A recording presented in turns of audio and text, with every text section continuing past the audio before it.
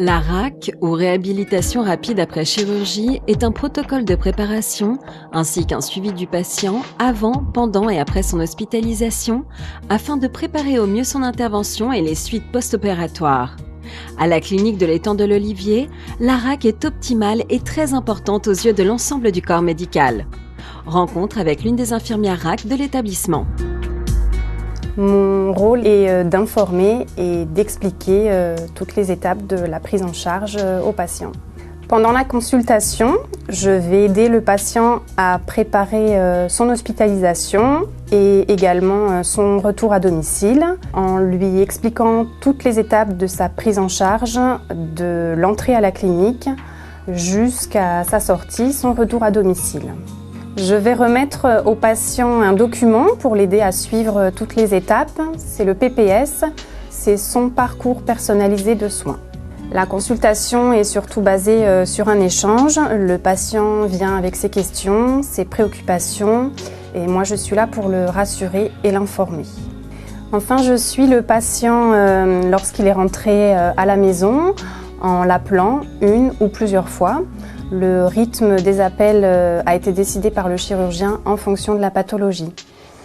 Pendant ces entretiens téléphoniques, je vais m'assurer du bon déroulement de la convalescence du patient, du suivi et de la compréhension des consignes et bien sûr, je répondrai également à ses questions.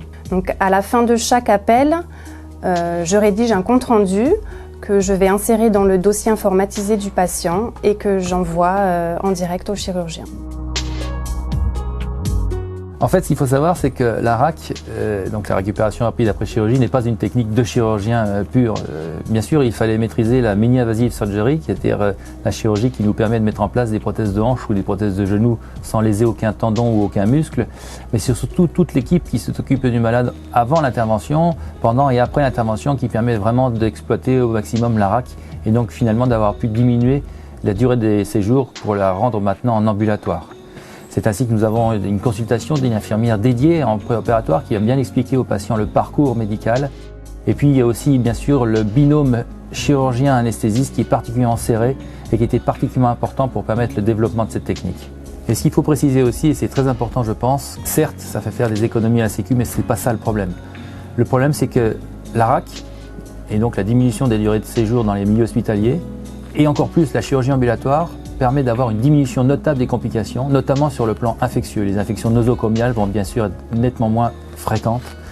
Et également les complications thromboemboliques, les phlébites, les embolies pulmonaires ne se voient pratiquement plus avec la chirurgie ambulatoire prothétique.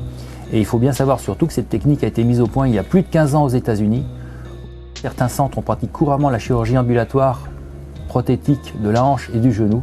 Et donc ça n'est pas une technique nouvelle. C'est ça qui était important, c'est plus pour le patient, plus pour son devenir médical, que pour, en fin de compte, pour la sécurité sociale.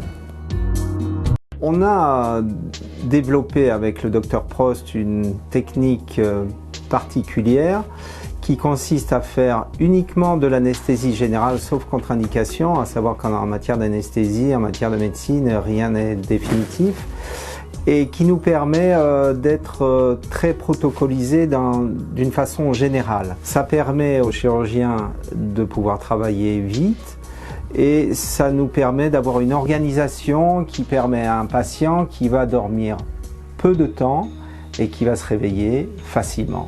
Et tout ça nous amène à un patient qui va se réveiller soit sur table, soit en salle de réveil, mais heureux. On ne lui pose pas la question sous cette forme-là, mais nous avons beaucoup de patients qui se réveillent très bien parce que, bien sûr, ils n'ont absolument pas mal au réveil.